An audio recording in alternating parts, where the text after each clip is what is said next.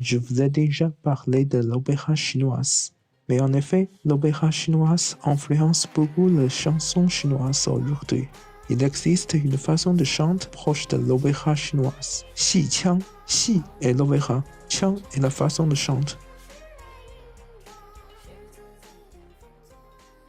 D'ailleurs, au lieu d'imiter les opéras gufeng, un style de texte ressemble au poème chinois ancien, principalement en utilisant de nombreux symboles particuliers et des instruments musicaux comme dizi, la flûte, et xiao, la flûte à bec.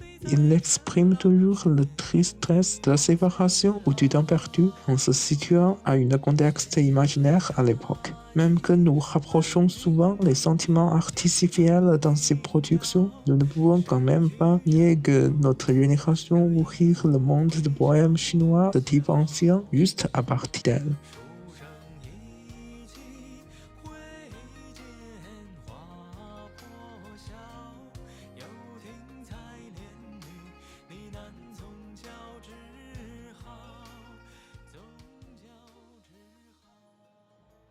La préférence de la Chine ancienne influe aussi pour la conception musicale chinoise aujourd'hui. À l'époque, les empereurs préfèrent les mélodies pures et formelles, qui forcent les musiciens royaux font beaucoup d'efforts dans ce domaine. Ces efforts aujourd'hui nourrissent un type de musique moderne assemblant, les marches. En les écoutant avec les yeux fermés, vous pouvez voir un lion puissant.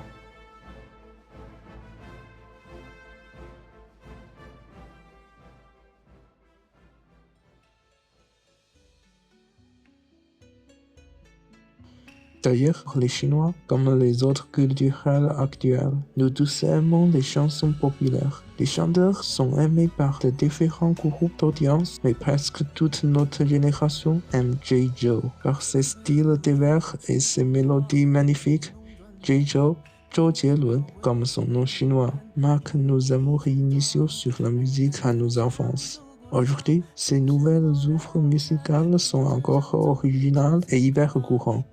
Il a écrit aussi des chansons avec l'élément chinois comme le kung fu, le balandin, la calligraphie et le prosler. Je vous encourage à écouter de ces chansons car parler de la musique avec un chinois sans avoir écouté Jay Zhou, c'est comme quelqu'un parler de la musique française sans avoir écouté de les Champs-Élysées. Voilà cet épisode. J'espère que mon guide général peut vous faire oser un autre monde musical incroyable. À la semaine prochaine.